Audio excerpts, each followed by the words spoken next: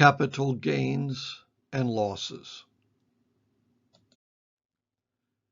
Capital assets are defined as all assets with the exception of the following: stock in trade, inventory, and other property held mainly for sale to customers in a trade or business.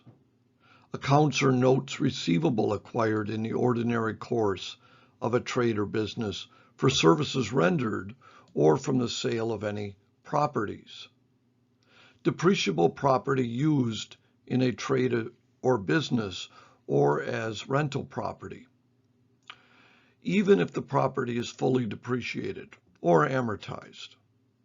Real property used in a trade or business or as rental property, even if the property is fully depreciated. A patent, invention, model, or design, whether or not patented. A secret formula or process, a copyright, a literary, musical, or artistic composition, a letter, a memorandum, or similar properties such as drafts of speeches, recordings, transcripts, manuscripts, drawings, or photographs, created by personal efforts, prepared or produced for the taxpayer, or received from a person who created the property or for whom the property was prepared under circumstances such as a gift, entitling the holder to the basis of the person who created the property or for whom it was prepared or produced. And there are also several other items not listed.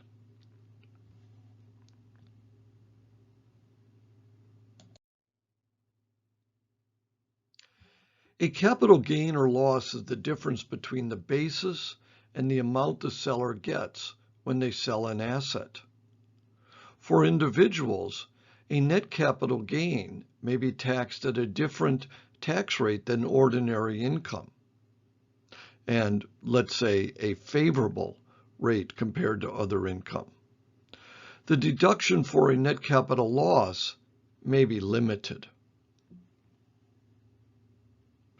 Business assets are not capital assets, as we've looked at before.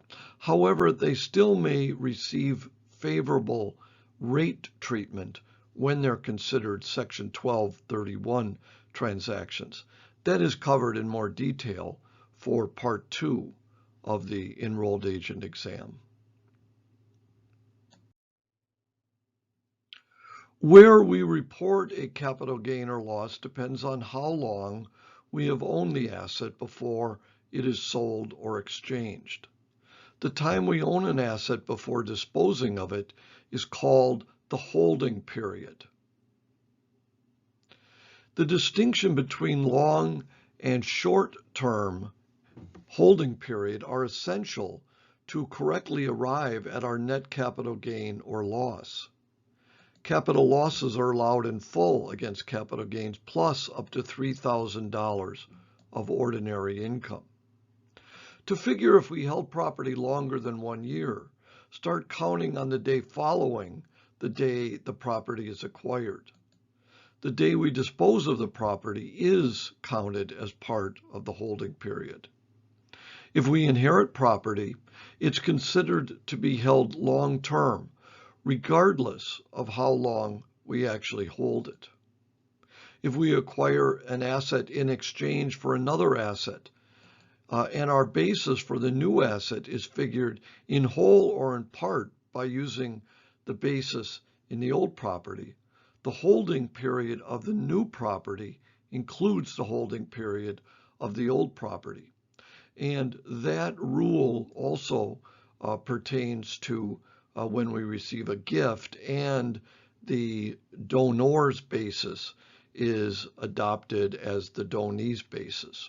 So if we look back to the previous owner's basis, then we would also look back to the previous owner's holding period and include that holding period. If capital losses are more than capital gains, we can deduct the difference as a capital loss deduction, even if we do not have ordinary income to offset it. However, the yearly limit on the amount of the capital loss an individual can take against ordinary income is $3,000, $1,500 if married, filing a separate return. Generally, we have a capital loss carryover if either of the following situation applies. The net loss is more than the yearly limit, usually $3,000, or taxable income without deduction for exemptions, and of course that's pre-tax reform, is less than 0.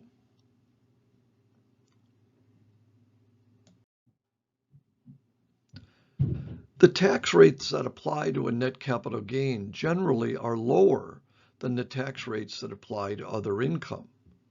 These lower rates are called the maximum capital gains rates. The term net capital gain means the amount by which our net long-term capital gain for the year is more than our net short-term capital loss. For 2018, the maximum tax rates for individuals are 0%, 15%, 20%, 25%, and 28%. The 0, 15, and 20 being sort of normal capital gain rate that are applied based on a person's income. The 25% and 28% rates are related to special circumstances, which we'll cover in a short while.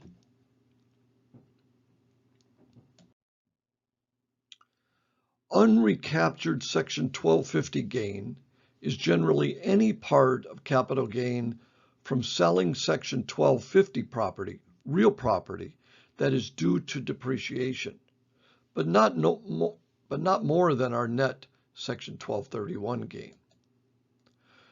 And we also reduce by any net loss in the 28% group. So that is our unrecaptured Section 1250 gain. Collectibles gain or loss is gain or loss from the sale or trade of a work of art, rug, antique, metal, such as gold, silver, platinum, bullion, gem, stamp, coin, or alcoholic beverage held more than 1 year.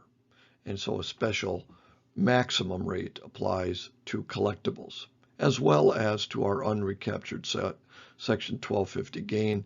And we note that Section 1250 relates to real property, and that gain relates to the depreciation we had claimed on the asset.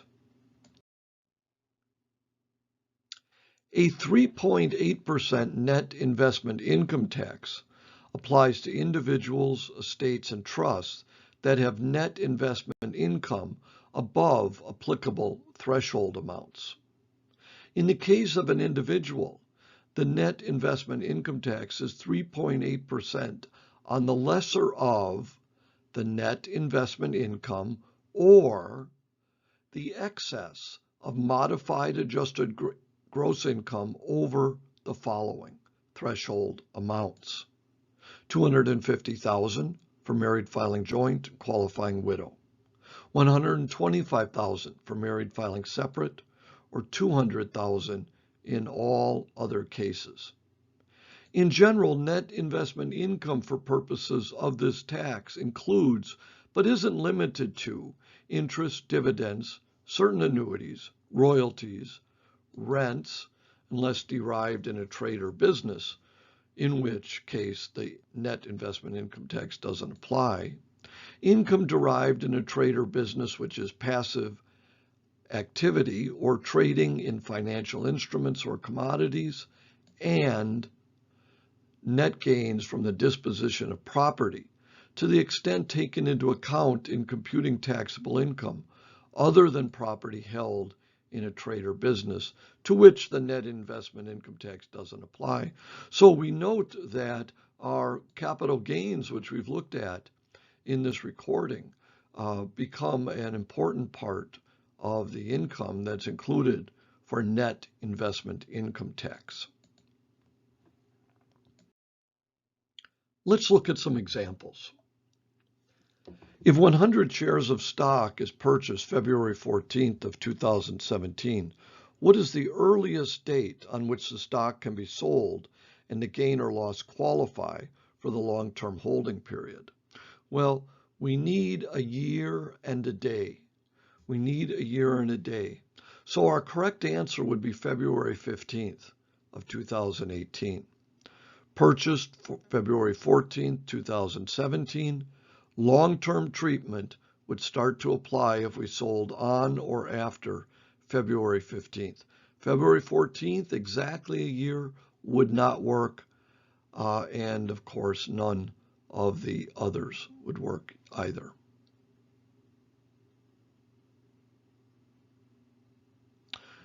August 14th of 18, August 15th of 18 would work, but it would not answer our question, which is what is the earliest date on which the stock can be sold?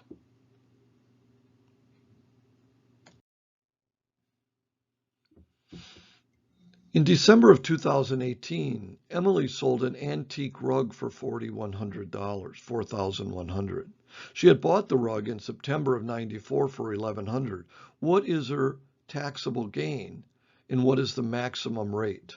Well, we have $3,000 of long-term gain, $3,000 of long-term gain, taxed at a maximum rate of 28% because this rug is a collectible. So 3,000 is our gain, maximum rate 28%. So here's the answer. Emily bought 50 shares of stock in 2016 for $500. In 2017, she received a return of capital.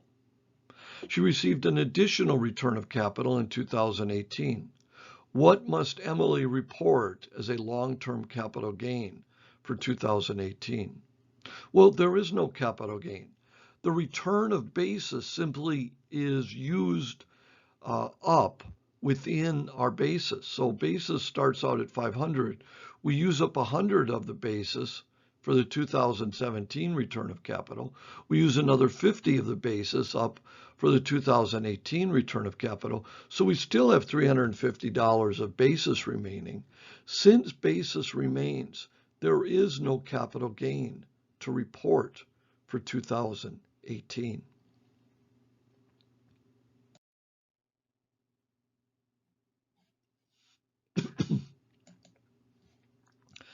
How should an individual report the following transactions? Well, we have a short-term capital loss of 6, short-term capital gain of 15,000. We have long-term capital losses of 10,000 and long-term capital gains of 10,000. So our short-term gains are greater than our short-term losses, giving us a net short-term gain. Our long-term gains and our long-term losses are exactly the same, so we have neither long-term gain or loss. And therefore, since we have short-term gain, no long-term gain or loss, we will end up with a net short-term capital gain. All right, thank you very much.